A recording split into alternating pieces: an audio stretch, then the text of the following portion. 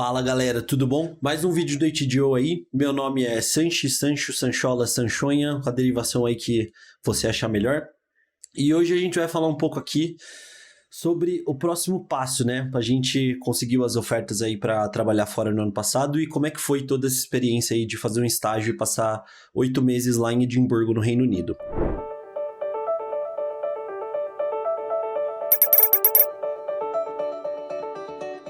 Bom, eu tô com essa camisa aqui, né, pra representar. Eu fui pra Amazon lá. Eu trabalhei no time lá de inteligência artificial voltada para recrutamento. Então, a primeira impressão que eu tive quando eu cheguei lá, eu já falei isso em outros vídeos, é muito frio. Eu cheguei lá em novembro, dezembro, tava no inverno, peguei -8 lá, assim, muito frio. Mas falando um pouco do trabalho em si, então eu fui pro time de inteligência artificial para recrutamento. A grande maioria do escritório ali de Edimburgo é voltado para essa área de inteligência artificial para recrutamento. No meu time, quando eu entrei, tinha outro estagiário, uma manager, um sênior, 3 plenos, um júnior, eu e uma PO. Essa era a composição do time lá. O meu time, basicamente, ele construía ferramentas para ajudar no processo de seleção da Amazon. E o estágio em Big Tech, como vocês bem já sabem, eles geralmente têm um projeto fechado para o estagiário, dependendo do tempo que você passa lá. O da Amazon, especificamente, você pode escolher de 3 a 6 meses para passar lá, e eu escolhi o máximo do tempo possível, porque eu queria passar o máximo do tempo fora o possível. Bom, e o problema que eu estava resolvendo lá...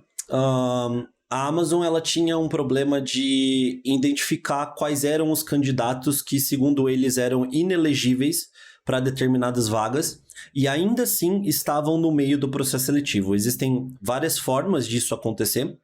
Uma delas, por exemplo, é uma indicação. Então, imagina que você é um sênior e aí você é indicado, por algum motivo a pessoa preencheu errado lá e você é indicado por uma vaga de estagiário e nem mais na faculdade você tá. Teoricamente, você é inelegível para aquela vaga, porque você não está mais estudando, você deveria aplicar para uma vaga de indústria e não para uma vaga de estágio. O processo seletivo da Amazon, principalmente para os níveis mais seniors, eles têm várias fases, são acho que 8, 9 fases que envolvem entrevista com várias pessoas diferentes. Então o problema deles era o seguinte, a gente tá entrevistando o cara 9 vezes, a gente está gastando aqui ao menos 9 horas de engenheiros de software aqui para entrevistar a pessoa, e as horas são caríssimas porque eles pagam muito bem. Além do que, a gente está gastando tempo do candidato, que o candidato está fazendo a entrevista ali para uma vaga que ele não é elegível, a gente não vai conseguir oferecer oferta para esse cara. E pode ser, no pior dos casos, que a gente ofereça uma oferta para o cara e simplesmente a gente não consiga trazer o cara por questões burocráticas. Então vou dar outro exemplo. Imagina que você aqui, do Brasil, você está aplicando para ir para os Estados Unidos. E por algum motivo burocrático de governo e visto e essas coisas assim, a Amazon simplesmente não consegue patrocinar o seu visto para ir. Então, teoricamente, você não deveria nem entrar no processo seletivo, quanto mais gastar essas horas suas de engenheiros, de recrutadores lá dentro. Então, o problema genericamente que eu tentei resolver lá nesses 6 meses foi esse. E a ideia era que a gente começasse a primeiro spotar esse cara, de alguma maneira prover essa visibilidade sobre o candidato inelegível quando ele está em alguma fase avançada ou alguma fase que poderia dar um processo, um problema burocrático para a Amazon no meio do processo, e evitar, claro, né? Porque imagina, você sênior, fez 9 entrevistas, e aí você recebeu a oferta, e aí você começou a se preparar para sair do país, você começou a preparar sua família para sair do país, e aí, por algum motivo, 2 meses antes, a Amazon fala assim para você, cara, eu não vou conseguir porque você é do Brasil e eu não consigo patrocinar o seu visto para ir para os Estados Unidos. Tem uma questão burocrática ali que não vai me deixar fazer isso. E aí você já saiu do seu emprego, você tem todo o direito de processar a Amazon, vai dar um puta de um problemão, além dessas horas que você já gastou. Então, esse era o problema genérico que eu tentei resolver lá nesses 6 meses. Os 2 primeiros meses eles foram bem de onboarding, assim, tanto parte técnica quanto o problema em si. Quando a gente está trabalhando, a gente precisa de um pouco mais de detalhe, né, para resolver o problema e para realmente codar uma solução ali que ajude eles a spotar, a alarmar que o cara está no meio do processo seletivo, mesmo sendo inelegível. Os primeiros 2 meses eles foram puramente onboardings, assim, eu codei pouquíssimo nos 2 primeiros meses, fiz alguns treinamentos, cheguei a a olhar os softwares lá que o meu time cuidava de uma maneira um pouco mais específica, me apresentaram a arquitetura, me apresentaram como é que aquilo estava relacionado com o problema, conversei com várias pessoas, conversei com o PO, conversei com o manager, conversei com outros times, e depois disso a gente realmente sentou para desenhar uma arquitetura, o que seria o projeto em si na parte de código, né? O que eu deveria entregar e quais eram os resultados e por que isso era relevante. Eu trabalhei lá com a grande maioria Java, o meu projeto foi em Java, só que eu trabalhei também com muitas tecnologias da AWS, a AWS é da Amazon, né? Então toda a parte de Lambda, filas, strings, S3 e CloudWatch para alarmar as coisas. Então eu aprendi muito sobre infraestrutura também no meu projeto, porque o que processava as informações que eu precisava para realmente alarmar, falar, olha, esse cara aqui ele é inelegível e ele tá perto da oferta. Todo esse processamento, essa lógica estava em Java, mas eu usei uma coisa muito interessante também que chamava CDK, que é, eu não sei essas letras exatamente o que elas significam, mas é básica, eles chamam de infraestrutura via código. Então você escreve em código, fala, olha, eu vou ter um microserviço aqui, esse microserviço ele vai se conectar com esse banco de dados, esse banco de dados é esse banco de dados é aquele, esse banco de dados precisa ter uma resposta rápida em consulta, esse banco de dados precisa ter uma resposta rápida em pesquisa. E aí eu comecei a me aventurar um pouco mais sobre essas tecnologias. Acho que um fato importante da gente destacar aqui é que eu nunca tinha tido experiência com Java antes. Eu codei pouquíssimo de Java na graduação, foi uma matéria para aprender orientação a objeto, classes, né, em gerais. E essa foi minha experiência, assim, há 3 anos atrás, antes de eu ir para a Amazon. E isso pouco importa, assim, sabendo que você tem a lógica. A minha entrevista também eu fiz ela com C++, então não tinha nada a ver com Java. Eu comecei a estudar um pouco de Java, li um livro sobre Java que eles me deram lá, comecei a aprender sobre serviços da AWS. Toda a equipe, durante o estágio, ela se mostrava muito disposta, muito solícita a me ajudar, tanto na parte de desenhar arquitetura, tanto na parte na hora de revisar os meus códigos. Às vezes eles falavam, cara, olha, isso daqui tá bom, tá performático, vai resolver o problema que a gente teve, mas você é um estagiário e eu sei que você nunca viu esse outro negócio aqui, ó. Chega aí, deixa eu te mostrar e vamos tentar implementar isso daqui.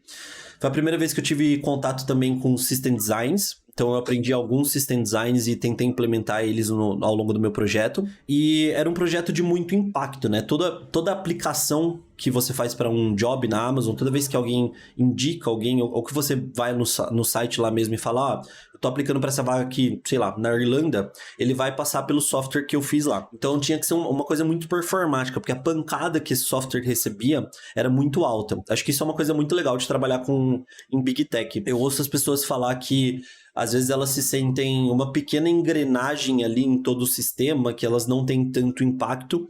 Essa foi uma sorte que eu tive por estar trabalhando nesse time de inteligência artificial para recrutamento, porque todas as aplicações para empregos da Amazon, elas hoje em dia passam no software que eu deixei lá. Então tinha uma pancada, assim, muitos dados passando ao mesmo tempo pelo meu software, pelas coisas que eu codifiquei lá. E o problema em si também foi uma sorte, é uma coisa que me deixa...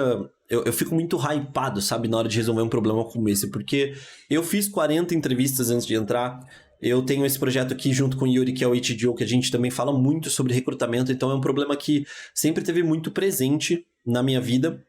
E eu tive essa sorte de pegar um problema lá que eu me sentisse inspirado para resolver. E como é que foi? Beleza. Passaram-se os 2 meses de onboarding.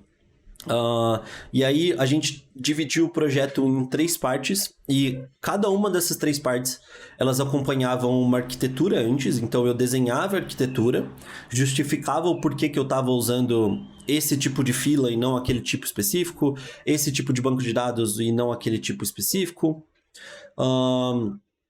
Depois de fazer a arquitetura e apresentar para o time inteiro, a gente realmente codificava aquilo, botava em produção, sempre testando antes, fazendo testes unitários, testes de integração. Também aprendi muito sobre testes lá.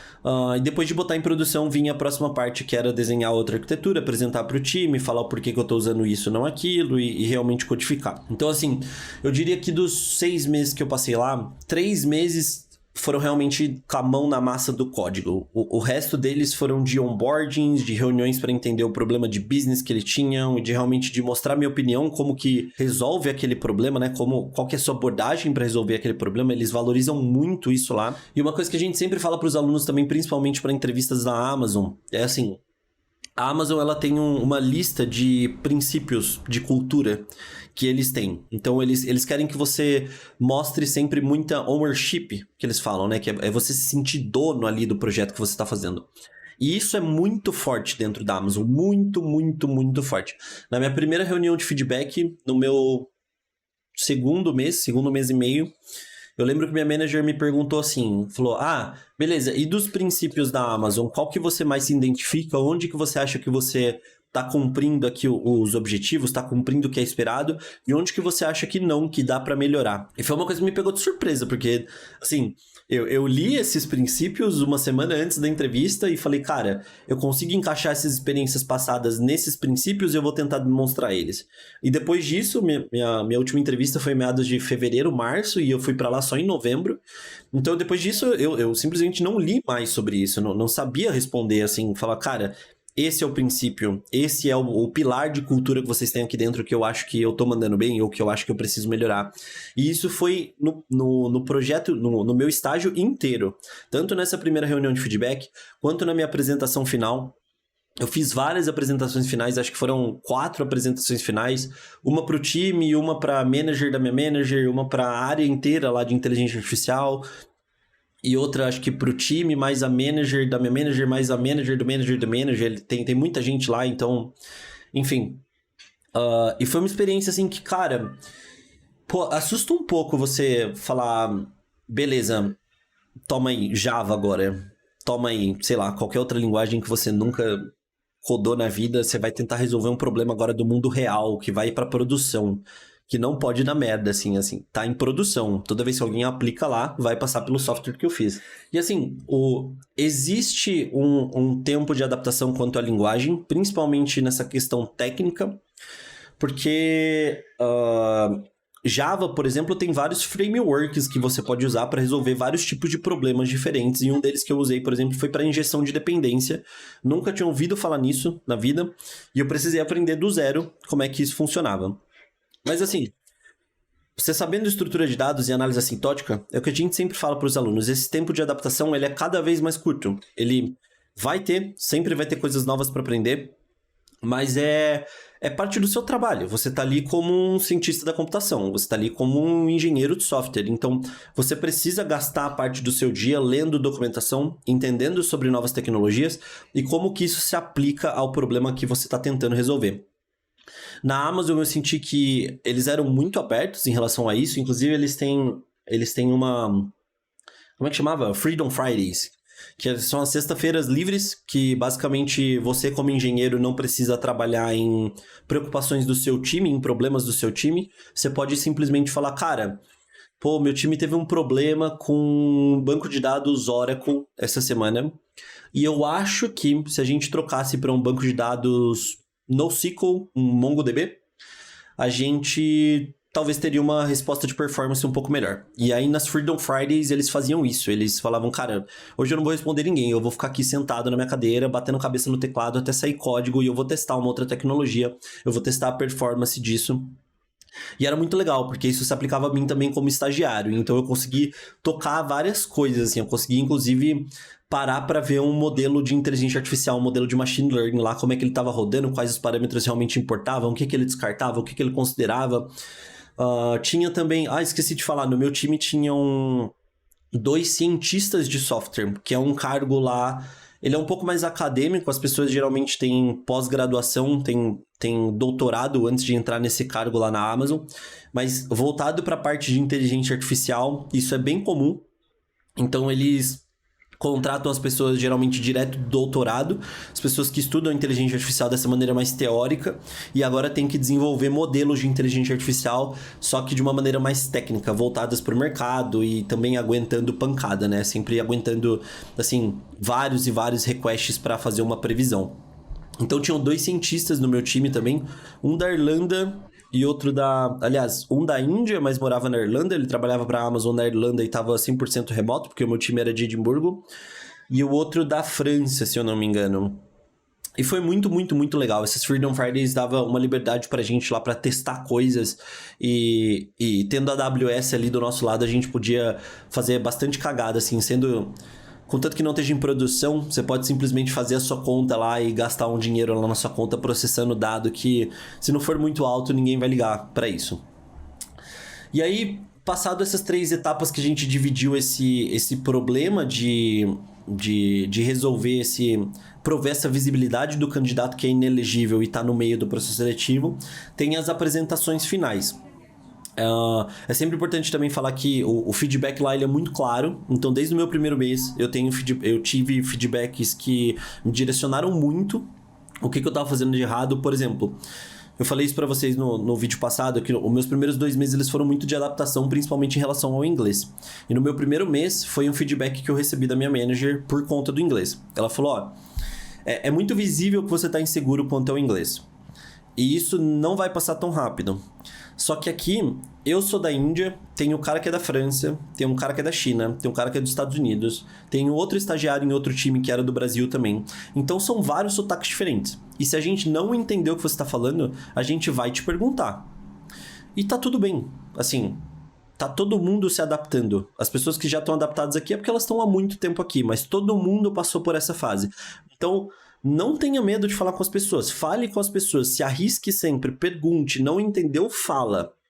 Isso foi um feedback que eu recebi no meu primeiro mês. Então, os feedbacks foram, assim, me ajudaram muito a direcionar o tipo de postura que eu tinha no estágio até resolver o problema no final. E aí, passado essas 3 fases do projeto, teve várias apresentações. E a apresentação para o meu time em si, eles chamavam lá de avaliação final. Que era a apresentação, foi a primeira, mas foi a mais difícil, porque o time em si que eu tava, ele conhecia do problema, né? Eles estavam ali no dia a dia comigo enquanto eu tava trabalhando. Então, eles fizeram perguntas muito mais capciosas e muito mais profundas para realmente entender o quanto eu entendia do problema de business que eu tava resolvendo. E foi a avaliação final. Mas também eu me senti muito confortável nos 5 primeiros minutos. Claro que dá aquele nervosismo. Eu lembro que em todas as apresentações finais eu saí suando, assim, da minha camisa molhada, simplesmente molhada. Eu tive que sair da apresentação e trocar de camisa. Mas nas apresentações eles também tentam deixar você sempre muito confortável em relação a isso de não te entender, em relação a sotaque, em relação a outra língua. Então, na minha primeira apresentação, que foi essa avaliação final pro time, eu lembro que isso não acontecia desde o primeiro mês, mas aconteceu numa apresentação final, que um cara fez uma pergunta pra mim e eu tipo, cara, não entendi o que você falou. Tinha um engenheiro do time lá que eu tinha muito problema de entender ele. Ele era britânico e ele era nascido lá. Então ele falava muito rápido e o sotaque dele era muito forte. E aí eu falei, cara, não entendi o que você falou. E ele repetiu e eu falei, cara, não sei. Não sei, não consigo te responder porque eu não sei do que você tá falando. E aí ele repetiu de novo, só que de um outro jeito. E aí eu fiz uma outra pergunta pra ele e ele falou, não. Você ainda não entendeu. Vou tentar explicar de novo. E aí depois de, sei lá, 4 vezes explicando, eu entendi a pergunta e consegui responder. E foi tudo bem, assim. Foi minha primeira apresentação formal em inglês. Por isso que a gente fica nervoso também, né? Mas foi tudo muito bem, assim. Foi uma experiência que com certeza fez eu crescer muito como profissional e muito como pessoa, assim. Diversas vezes também lá na Amazon, quando você entra de estágio, você tem um mentor, que geralmente é um sênior ou um pleno, que vai pegar na sua mãozinha e vai falar assim, cara, vem cá que eu vou te mostrar tudo que existe aqui, vem cá que eu vou te mostrar todas as tecnologias que você precisa estudar, como se estuda, vem cá que eu vou corrigir o seu código, eu vou te ensinar esse conceito um pouco teórico que você não sabe. E aí eu tive meu mentor lá, um croata, ele chamava Luka. Saudades do Luca, inclusive. Lucas, se você estiver assistindo isso, você não vai entender porque eu tô falando em português, mas saudades de você.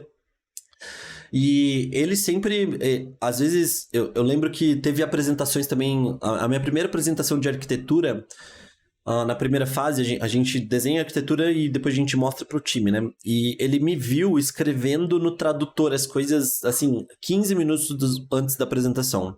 E aí ele chegou na minha mesa e ele falou, cara, fecha isso daí, vamos tomar um café. E aí ele me deu um puta de um esporro, assim, foi um puta soco no estômago de falar, cara, assim, ninguém vai ligar pros seus erros gramaticais que você fala aqui. Você tem que estar preocupado com outras coisas, tem que estar preocupado com resolver esse problema. Esses erros gramaticais, eles vão acontecer, vão ficar mais raros em relação ao tempo, e não é isso que vai fazer você ser um bom engenheiro aqui. Pra mim foi um puta murro no estômago, assim. A gente parou pra conversar várias vezes também sobre síndrome do impostor. Das vezes que eu falava assim, cara, eu não consigo fazer essa folha de código aqui, não entra na minha cabeça, não faz sentido esse system design que a gente tá tentando implementar aqui. E ele falava, calma, cara, você vai conseguir fazer, você é capaz de fazer isso, vai que vai, isso daí é síndrome do impostor, você tá sentindo ela de novo, vamos parar, vamos respirar, vamos tomar um café. E foi, literalmente foi. Então, é uma experiência muito legal, assim, eu cresci muito profissionalmente e pessoalmente, aprendi sobre várias tecnologias, aprendi muito sobre infraestrutura e espero que daqui 6 meses, quando eu acabar a faculdade, eu volte para lá como um efetivo. Então esse foi um pouquinho da minha experiência que eu vivi lá no meu estágio da Amazon em Edimburgo. Espero que vocês tenham gostado e até a próxima, galera, que a gente volta aqui com mais vídeos.